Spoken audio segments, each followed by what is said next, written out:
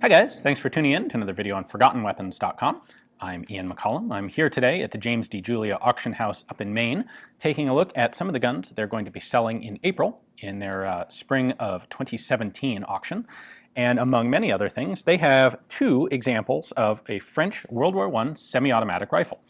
Now, in the US, these are typically called the RSC 1917, after three of the inventors. In France, they're actually typically called an FSA 1917. The designation of the weapon. So the reason that I wanted to take a look at these, we've done some video on them before, but what we have here are examples of two different bolt hold open mechanisms on these rifles. Now, I think these are really interesting and very historically relevant guns because they are really the only semi-automatic combat rifle that was issued on a large scale in World War I. There were some other things, obviously. There were things like Winchester Model 1907s that were used in aircraft and Mondragons in aircraft. And the thing is, virtually all of the other self-loading rifles that were used were either basically light machine guns, like the BAR, or they were used in very limited applications. The model of 1917 here, they manufactured 75 to 85,000 of these and issued them widely during the war. So they have a distinction of being the only rifle like that in the conflict. Now, there's not very much information. In fact, there's very, very little information printed on these rifles. So when we have a chance to look at a couple of distinct differences, I definitely want to take advantage of it. Let's start by taking a closer look at the left side of the receivers, where you will see nothing. But this is of note because some of these rifles will have a manufacturing date and a model designation here on the left side of the receiver. Neither of these do, and I'm still trying to put together enough data to really understand exactly when that happened and why.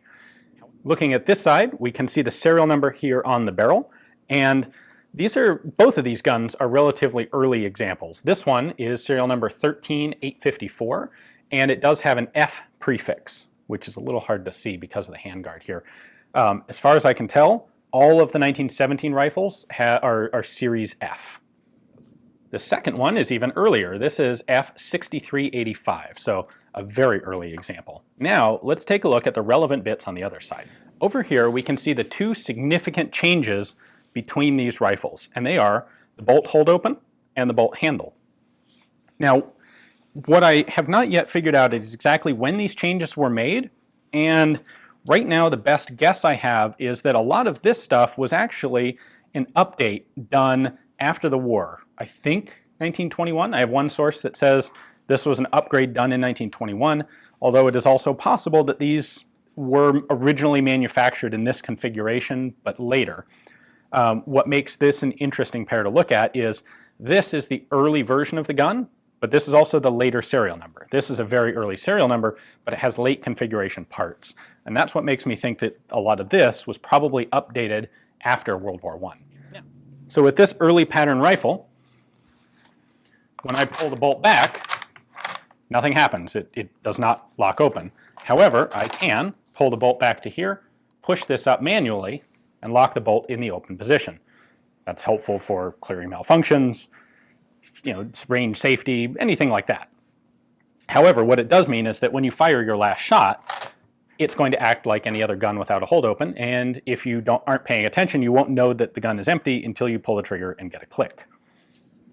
Now, on the later iteration of the gun, there is this lever here, and we no longer have anything in this position. This now automatically pushes up and locks the bolt open whenever the follower is pushed up, which means when it's empty.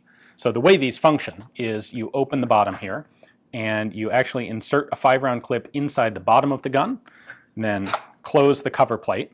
That will push a cartridge up in line with the bolt. It'll feed for 5 rounds. When that 5th round is expended, the follower at the bottom of the clip comes up to the top and engages the bolt hold open. Now on this one, if I put a clip in, this will depress, or I can manually pull it down and allow the bolt to go forward past it. So this is a better system, because when you're empty, the gun locks open and you know it. It also means the bolt will be back here, and when you load a new clip, all you have to do is yank slightly on the bolt handle and it will drop closed once you put a fresh clip in. Now, the other thing that changed was the disassembly technique for the back of the gun. One element that's the same is that this end cap in the receiver is easy to take out. There's just a little spring clip here, and when you push it down to unlock the rear cap, you can just unscrew it like this, and it comes off. Now the back of the receiver is open, and all you have to do now is take the bolt out. Well, on this early version of the gun, the bolt is pretty solidly attached to the operating rod here, which is connected to the recoil spring. To take it out, what we have to do is unscrew the bolt handle. Looking at it up close, you can see there's this little pin right there, and it's just a spring clip, but I have to push it into that center stock of the bolt so that I can unscrew the actual bolt knob. So we'll do that carefully here.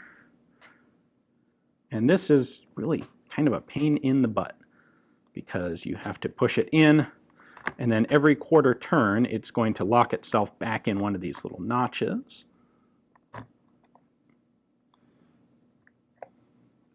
There we go. Now I can take the bolt handle off. So there's that. Now our spring clip is right there. Now I still have the op rod here over the bolt handle. This is connected to the bolt itself. This is connected to the bolt handle. So now I have to take the operating rod off in order to get the bolt out. To do that, I'm actually going to move the front band forward. There we go. I need that clear of this tab, and then people are going to cringe, but this is how you do this. You have to then pry this sheet metal cover up and off the gun. This cover is protecting the op rod from getting dirt in the gun. So I'm going to go in there with a punch, just loosely pop it up. I know people are going to cringe at this, but like I said, this is literally how you have to do it with this thing. And very gently pry this up with the screwdriver. And then this dust cover comes off. Now we have an operating rod here. The op rod is connected into a lug in the recoil spring guide rod, I guess, down in here. So at this point, I can now lift the op rod up and out. Or I should be able to. Come on.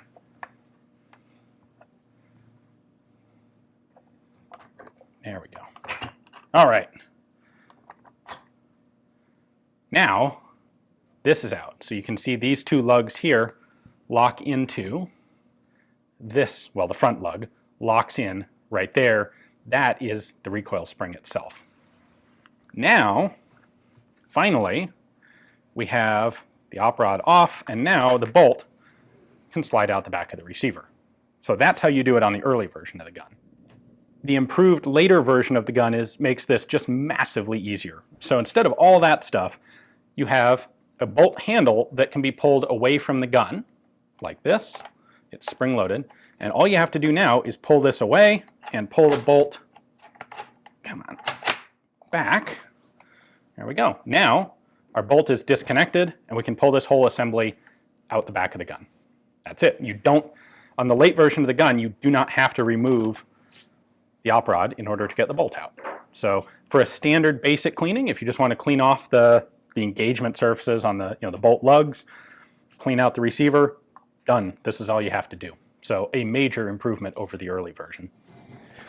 With very little documentation available to work from, one of the questions that does arise, of course, is how do you know which of these actually came first? The natural assumption would be that this is the early gun because it's got the lower serial number, despite the fact that it has more advanced features. Well, there are a couple of clues we can take. For one thing, there was a 1918 carbine version of this rifle, and that carbine is always seen with this style of bolt hold open, which suggests that that's the later version.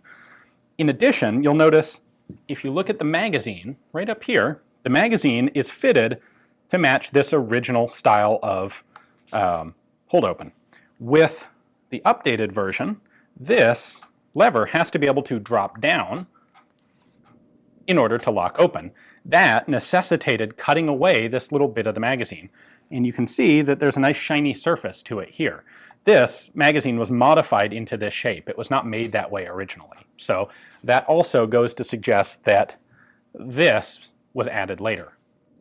The modification to the bolt handle is something that is only requires modifying the bolt body itself. Doesn't require any change to the operating rod or any of the rest of the rifle. So that makes this a reasonably simple change or update to make on existing guns.